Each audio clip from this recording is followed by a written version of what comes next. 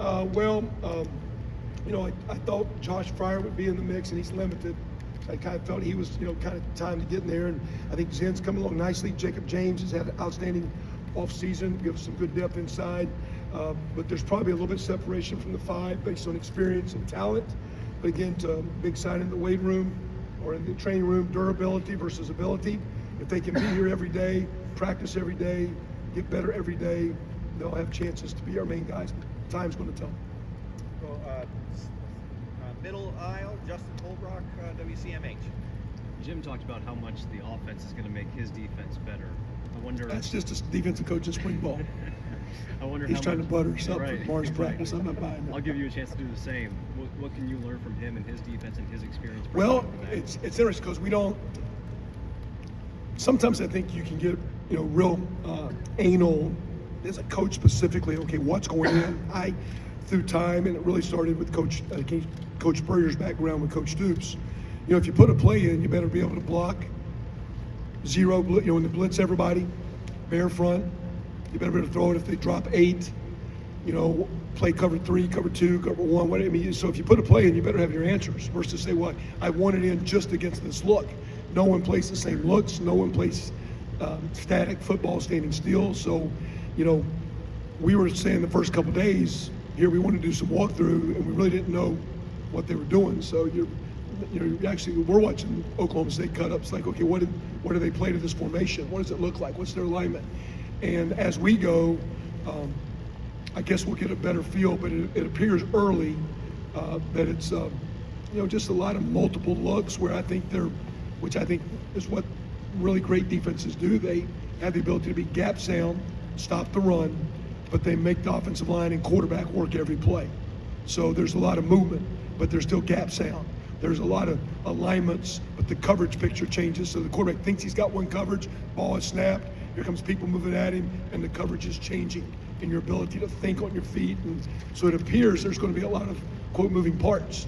I know he would say they got to make sure they stay sound as they do that. But for me as an offensive coach, we get attacked very aggressively on Saturday from defensive teams, multiple coverages and schemes and fronts and movements and twists and blitzes. So I think the more stuff you see, you get immune to it.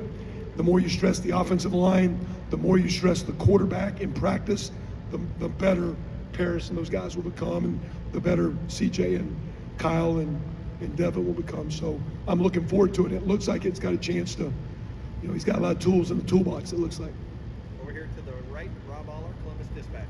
More moving parts, the better teacher you better be, right? I guess.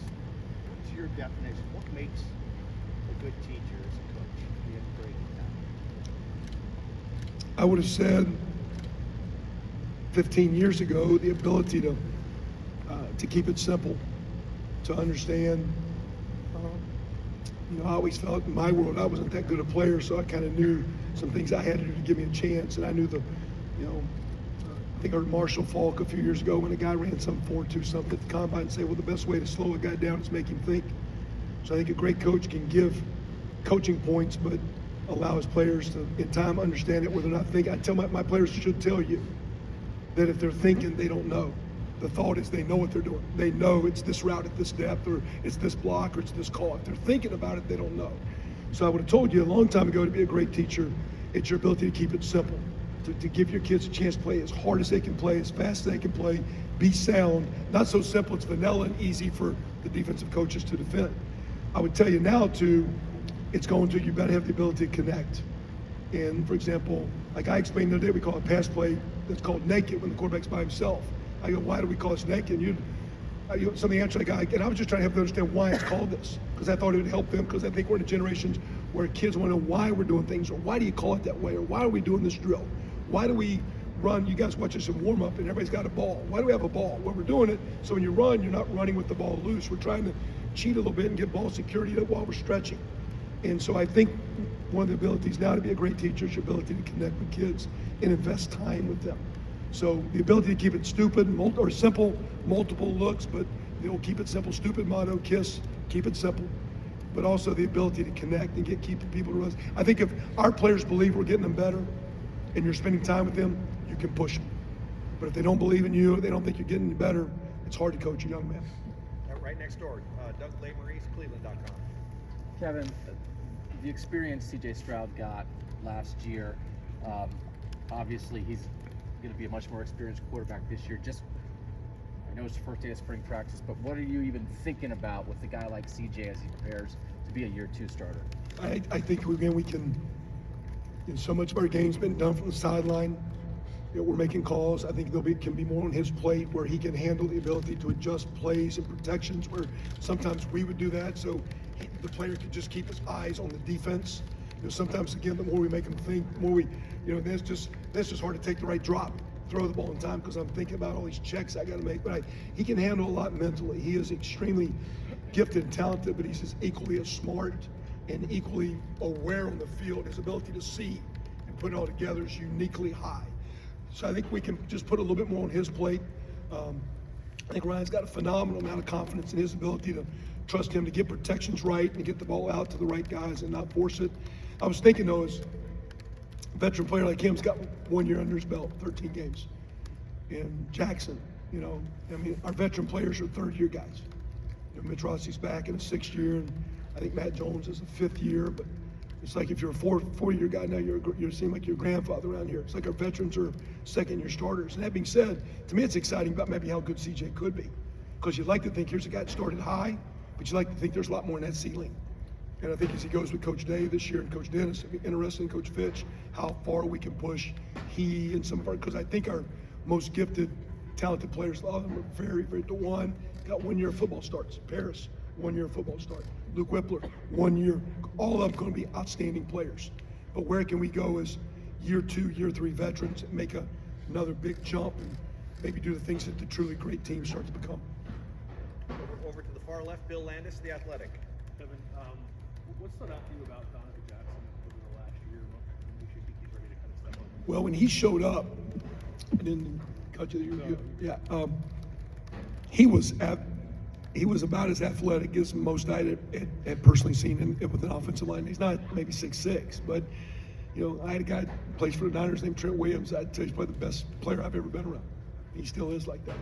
He's ridiculously. Donovan's not there, but he's got some skills that are like, wow, like that's not an O-line skill. That's an athletic skill.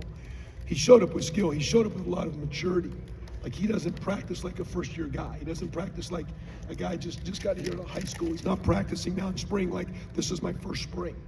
He's a very mature kid, very, very smart. Like we're talking CJ. He's got a high cognitive ceiling, but he's got a high skill set, and he's got some developing to do. But he is as talented, as gifted, with as high a ceiling as anybody walking on this field today. He's got a chance to be a real player. Did you guys last year, you worked with Matt Jones some, and I know Thayer had some injury stuff, and we could still like we were looking for a little something at guard. Did you ever consider putting Donovan in there last year, or was he not ready for that? I think at the time, Coach Delvin State probably a little bit more confidence with Matt and the older guys, although he practiced there, and that's why we went to the few snaps we did the big package in short yardage. He played tight end. We were trying to get him on the field some, and I think probably just green enough. He didn't get spring ball, but he was good enough to get in the mix. And at the same time, those guys probably a little bit more time on task, probably a little more trust in those guys. But I don't think I would have not have had. Oh, we got to play Donovan now. Don't run this play or run this protection. To me, I wouldn't have blinked if he was in the game and would just play no matter who we were playing, when we were playing. I thought he probably would have played at a high level, and I expect him as a first-year potential starter right now to be a guy that plays at a very high level. He is a very gifted, talented player, and not just physically. He's got some stuff in his heart, and he's got a chance to be a special player. Right next door, Tim May, Letterman Row. Kevin, as you and Ryan and y'all went into this spring and stuff, what is it you definitely want to address with this offense moving forward? What is a shortcoming y'all had last year that you want fixed? What is sort of the goal in that regard?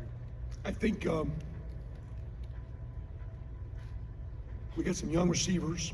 They've got to make, we played at a high level, so just because they've finished the season well, that we continue that, because that's been big. But I think the consistency of our running game and our ability with the tight ends to complement that position. We're losing Jeremy, so we're going to be a little bit greener there. If you don't, I see some guys, and not that these services have it, statted out route, but I think a lot of people have Jeremy rated as the top, 3, 4, 5 tight end in the draft. You guys say he doesn't catch the ball, watch him play the whole game. He's because when he's not there, you got to throw too much, or the quarterback's got to run. When we've had he and Luke and those guys here, so I think the tight end position, helping that line balance the run game, that we can stay on schedule with just more nickel 5 and 6 and 7 yard plays, and those are hard. You start out the game, the box is loaded, you're up for 2 and 3, and sometimes maybe we can get a little impatient. If we're going to be the best offense in the country, that means we win the games. And when you don't win the games, you can take those stats and say, look at your stats, your offense is really good. But when you come up short a couple times, you're not that good. And we need to be good enough. So we're talking about being an offense that takes care of the ball, that has the toughness and physicalness that it needs, the ability to make the big play, but the ability to punch it in and drive down the field to be an elite offense. Right now, we're a good stat offense, but to be an elite offense, we got to be a little bit more consistent, a little bit more better pad level, a little bit more running through trash at running back, tight ends playing stronger. We can be better, and that's going to be our goal as we build through spring in the summer preseason. Yeah. Not that we're going to load it up, because you got maybe the best quarterback going. You got a couple dudes out there that really can make some plays. But when you can put the physical presence with all that, you got a chance to be something neat. Is there any kind of scheme adjustment though, too? 'Cause